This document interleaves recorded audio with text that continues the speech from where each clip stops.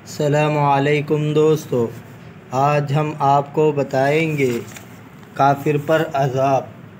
جب کافر پر موت کا وقت قریب آتا ہے تو فرشتے ایک ٹاٹ پر جہنم کی چنگاریاں رکھ کر آتے ہیں، جس کی وجہ سے اس کے روح شدید عذاب سے کھینچی جاتی ہے اور کہا جاتا ہے، اے نفس خبیث، مصیبت زادہ اور مقہور ہو کر اللہ تعالیٰ کے عذاب اور ذلت و رسوائی کی طرف نکل جا۔ جب اس کی روح نکل آتی ہے تو اسے ان انگاروں پر رکھا جاتا ہے جس سے وہ ابلنے لگتی ہے اور اس پر ٹاٹ لپیٹ کر پھر جہنم کی طرف لے جایا جاتا ہے۔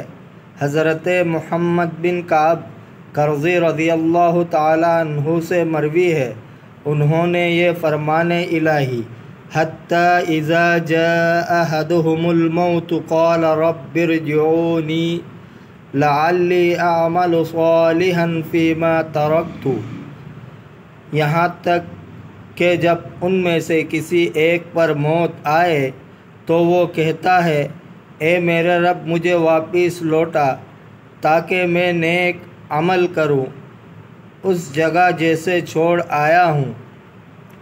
پڑھ کر کہا، یہ سن کر رب تعالیٰ فرمایا، تو کیا چاہتا ہے اور تجھے کس چیز کی خواہش ہے؟ کیا تو اس لیے جانا چاہتا ہے تاکہ مال جمع کرے، درخت لگائے، عمارتیں بنائے اور نہریں کھدوائے؟ وہ کہے گا نہیں، بلکہ اس لیے کہ میں چھوڑے ہوئے نیک عمل کر لوں گا۔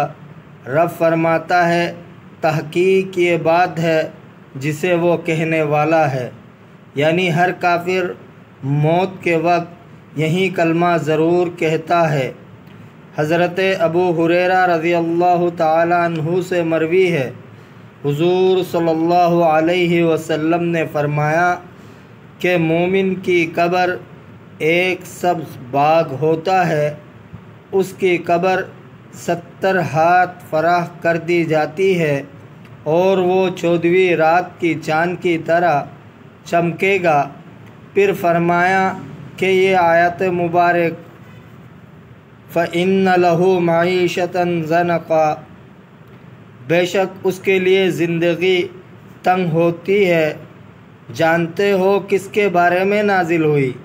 صحابہ کرام رضی اللہ تعالی عنہ نے عرض کیا، اللہ اور اس کے رسول بہتر جانتا ہے۔ آپ صلی اللہ علیہ وسلم نے فرمایا، یہ کافر کے عذاب کے متعلق ہے۔ اس کی قبر میں اس پر 99 سانپ مسلط کر دیے جاتے ہیں، ہر سانپ کے 7 سر ہوتے ہیں جو اس کے وجود کو نوچتے، اسے کاتے اور حشر کے دن تک اس پر گرم گرم پھونکے مارتے رہتے ہیں۔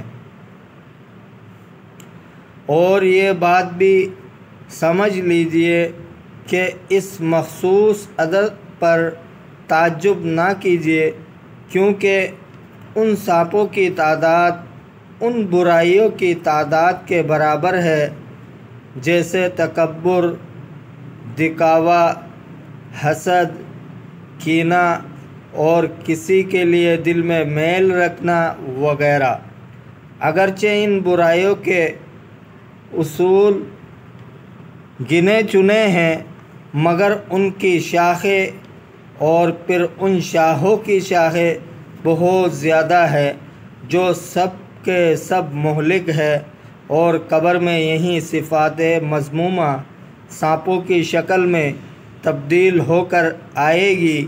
جو برائی اس کافر کے وجود میں زیادہ راسخ ہوگی وہ اژدہا کی طرح ڈسے گی، جو ذرا کم ہوگی وہ بچھو کی طرح ڈنگ مارے، اور جو 2 ان کے درمیان ہوگی وہ سانپ کی شکل میں نمودار ہوگی۔ دوستو، اگر آپ کو ویڈیو اچھی لگی ہے تو لائک کریں، شیئر کریں اور چینل کو سبسکرائب کریں۔ ملتے ہیں اگلے ویڈیو میں۔ اللہ حافظ۔